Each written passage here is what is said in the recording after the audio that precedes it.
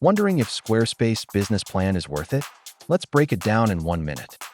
Squarespace offers personal, business, basic commerce, and advanced commerce tiers. Business sits in the middle.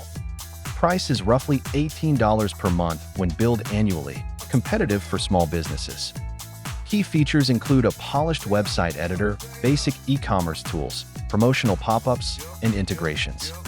You also get built-in analytics and a dashboard designed for quick content and product management. Let's quickly cover the pros and cons to see who this plan fits best. Pros: affordable entry-level e-commerce, flexible templates, simple setup, and built-in marketing tools.